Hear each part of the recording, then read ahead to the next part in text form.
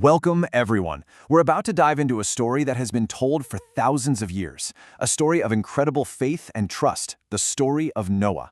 And our guide for this exploration comes from the work of Bill Vincent at Revival Waves of Glory Ministries, specifically from his book, Noah's Big Boat. So, how does one person's faith end up saving the entire world? I mean, that's a huge question, right? To even start to answer it, we have to go way back to the beginning, to this incredible journey of trust that kicked off in a world that had pretty much lost its way entirely. So where does this all start? Well, it begins with one man, Noah. The book describes him as someone who walked with God when pretty much everyone else had turned their back on goodness. He was like this single light of faith in the middle of all the chaos. And the book lays out this really stark contrast. On one hand, you had a world just consumed by selfishness, violence, and corruption, where people's thoughts were pretty much always on the wrong things. But then, on the other hand, there was Noah. He's described as an honest, kind man who made a conscious choice every single day to live with integrity. And you can just imagine all this corruption. It was heartbreaking for God. When God looked down at the beautiful world he had created, he saw that it was just filled with pain and grief instead of the love he had intended for it. But even in all that darkness, God saw one person, Noah. He was a righteous man, and that doesn't mean he was perfect, not at all. It means his faith was solid. While the whole world was drifting away, Noah stayed true. He just refused to let all the negativity around him change who he was. So God decides something has to change. A great flood is coming to wash the world clean and start over. But here's the key part. Even in this huge plan of judgment, there's this incredible act of mercy. He speaks directly to Noah and lays out a plan not just for destruction, but for salvation. A way to save him, his family, and all the animals so they could begin again. So what God asks Noah to do next, it's just monumental. And it's way more than just a construction project. It was this profound test of his faith, a task that seemed completely impossible, especially since he'd have to do it while everyone around him was mocking him. And the instructions he gets, they are so specific. He's told to build this massive boat, we're talking about 1.5 football fields long, out of something called gopher wood. It needed to have a bunch of rooms, a roof, just one door, and 3 separate decks.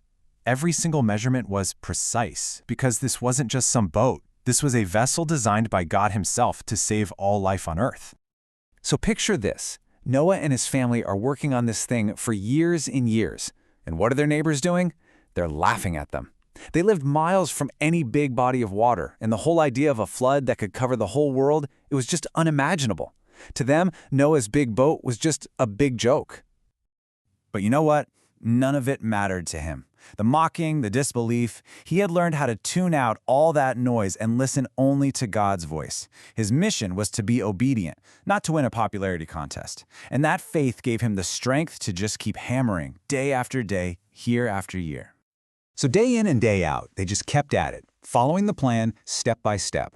They cut the wood, they built the decks, they made all the rooms for the animals. And one of the most important jobs was sealing the whole thing inside and out with pitch, which is like this sticky, totally waterproof resin. They weren't just building a boat, they were building a lifeline for the entire world. And that kind of dedication, that unwavering faith, it's really the heart of the story. If you're interested in exploring that idea more and what it means to live a life of purpose like Noah did, you can actually find more teachings from the author at revivalwavesofgloryministries.com. All right, so after all those years of hard work, the ark is finally done, and now comes the real test. The world itself was about to be changed forever, and Noah's faith was about to face its biggest challenge yet. And then, something absolutely amazing starts to happen. Animals of every kind just start showing up, 2 by 2. Lions, elephants, tiny birds, you name it, they came. And Noah didn't have to round them up. God sent them. And what a sight it must have been. Predators and prey, all walking together peacefully onto the ark. Once Noah's family and all the animals were safely inside, Noah doesn't shut the door. God does. That's a huge moment, right? It's like this final divine seal of protection.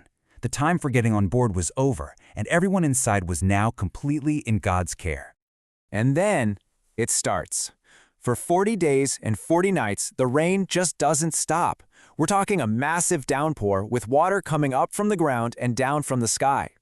It rose so fast that soon that giant ark just lifted up and started to float on this huge, endless ocean that covered absolutely everything, even the tallest mountains. But inside that ark, it was a different world. While total chaos and destruction reigned outside, inside there was calm, there was safety, the animals were peaceful. Noah and his family took care of them, their trust never wavering. The ark really became this floating sanctuary of life and peace on a world that was completely underwater. Okay, so the storm has passed, but the journey isn't over. This next part, this is all about hope and the promise of a brand new world, a fresh start for everyone. So after a long time adrift, the rains finally stopped, and the water started to go down. To see if there was any dry land, Noah sent out a dove. At first it came back with nothing, but Noah was patient. He waited, and he sent it out again. And this time, it came back with something incredible in its beak, a freshly picked olive branch. I mean, can you imagine? That one little branch meant everything. It was the first sign of new life. It was proof that the waters were finally going down and that the earth was being renewed. It was this perfect symbol of peace and the beginning of a whole new world. Their hearts must have just been filled with joy. Just try to put yourself in their shoes for a second. After a whole year stuck inside, Noah opens that door. The sunlight floods in. He, his family, and all the animals step out onto this fresh, green earth, breathing in the sweet air of a world that was literally born again. And what's the very first thing Noah does? He builds an altar and gives thanks to God for keeping them safe through it all. And right there, God makes this incredible promise, a covenant, a sacred promise not just to Noah, but to all of us and to every living thing for all time. And to seal that promise, God puts a rainbow in the sky. And it's so much more than just pretty colors, right? It's a sign, a beautiful, vibrant symbol of his promise to never again destroy the whole earth with a flood. The rainbow became this timeless symbol of hope, a reminder of faithfulness, and like a bridge between heaven and earth. So, this whole incredible story, from that first call to that final promise, it really shows us that even after the absolute worst storms, faith leads to renewal. It leads to hope. Which kind of makes you think, doesn't it? What are the rainbows, the signs of hope and promise in our own lives? To explore more inspiring messages from Bill Vincent and what it means to live a life of faith, be sure to visit revivalwavesofgloryministries.com. Thank you for listening to the Deep Dive Podcast.